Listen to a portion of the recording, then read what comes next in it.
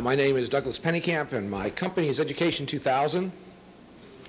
And I'm going to submit a bid on the interactive whiteboard proposals. Appreciate the board letting me come before you and address that issue. I'm a little bit concerned with, first of all, the specifications that went out for that. I realize there have to be specs that are given for that. There were specs that were given specifically for it being touch sensitive, so that is one of those things that did eliminate my interactive whiteboard solution.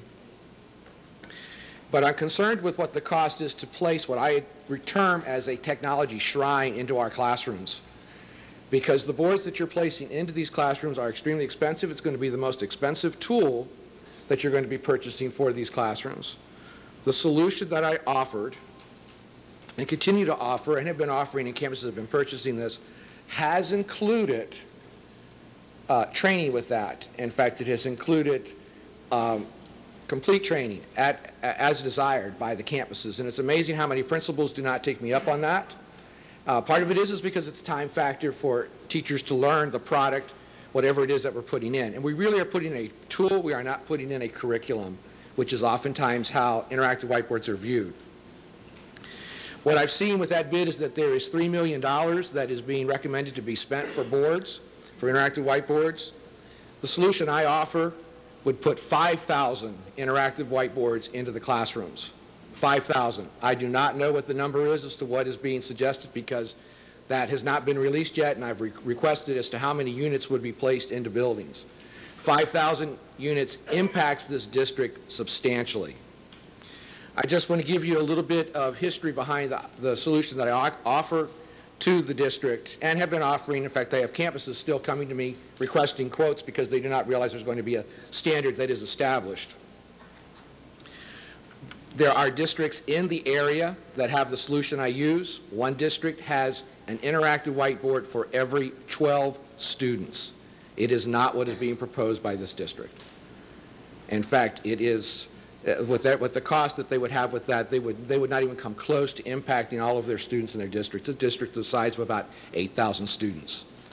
So I just want to make you aware that that exists. Certainly this board, this is not a definitive, is that correct? This is not a definitive decision on this right now today. It's going to the board, but it will be completely, all the details will be released next month. Is that correct? Because what you're voting on, there are no details. How many schools are going to be impacted? None of that is being given in your proposal. You're blindly voting upon that, and at least it's not given to the public. And I've requested that what are the campuses that are going to be receiving these? Okay, how many campuses will be impacted? Because 5,000 campuses to me is, for 5,000 classrooms, is substantial. Thank you. Thank you. Mr. Moore. Thank you. We often hear from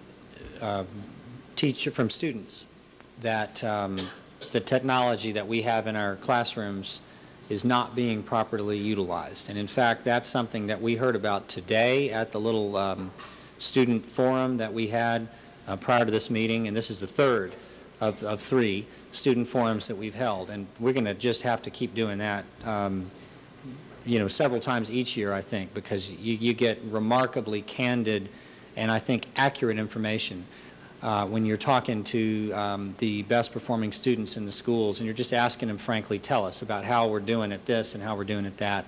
Anyway, a common theme was whether technology was utilized, and we heard from one student at first, and then we knew by the laughter and the uh-huhs that around the room that it was not isolated, and that was that whiteboards are sitting in the corner gathering dust. And that is pretty tragic, because a whiteboard is an amazing tool if you know how to use it. And I know this, this vendor, as well as all others, in fact most children, know how to use them, and they're amazing. I mean, if you've ever seen The Weatherman or now a political campaign on TV, you can see just the kind of things that you can do with the whiteboard. It brings the world to the wall, and but it's not good if you hadn't been trained. But it's also not good if the teacher didn't want it or didn't ask for it and didn't have to explain why they thought they needed it in their classroom. A whiteboard is not something that, for example, should be handed out to certain classes of teachers, or certain as a reward, or as this campus is going to get whiteboarded, or I mean, a whiteboard, in my opinion, needs to be given to a teacher who wants it, and knows how to use it. I think already knows. I don't think plans to learn, but I think knows how to use it. And so what I'm hoping is when we vote for items that have been professionally recommended by the staff and they make their decisions about where they're going to go and how they're going to be awarded, that they're going to be awarded to teachers that are going to know how to use them in their classroom. And obviously we have to provide opportunities for them to learn how to use them. I'm saying that's important too.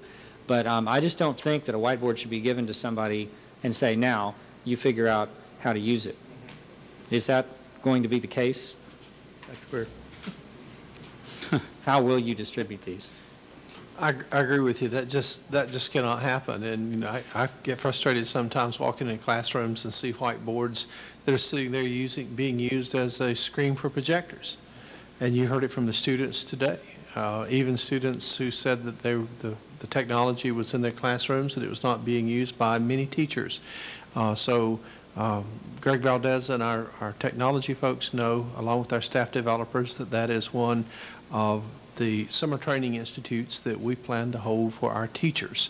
And to use one of those whiteboards, and the gentleman that was here that spoke, I'm sure he will tell you, to use one the way we want our teachers to use it, it really requires 35 to 40, 45 hours of training.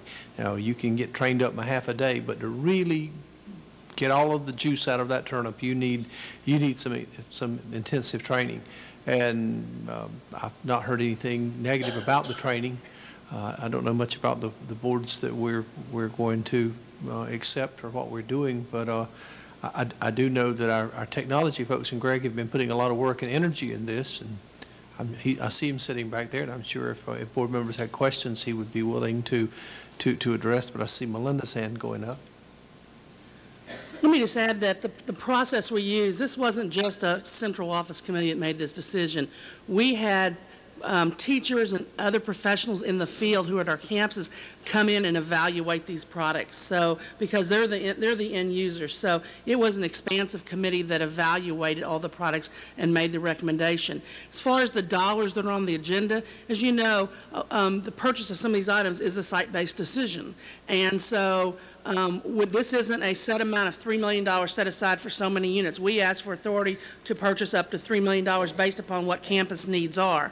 We may only spend half of this, but we have it high because as we also get into some of the purchases for the new schools, we'll use some of that money in the bond funds to purchase some. But a lot of it from the general fund is campus decisions, and we will work with those principals who request those. And I know Chuck and them are working on the staff development plan for the teaching of how to use these, but the actual selection of which product to go with was very much field-based and a recommendation of that committee. Thank you for clarifying that. I think it is important to be transparent. I do think it is important that the community knows that teachers were involved and principals were involved, and that this was just not a decision made downtown by one or two people in the technology department. So I think that's important. Certainly, it's important to me.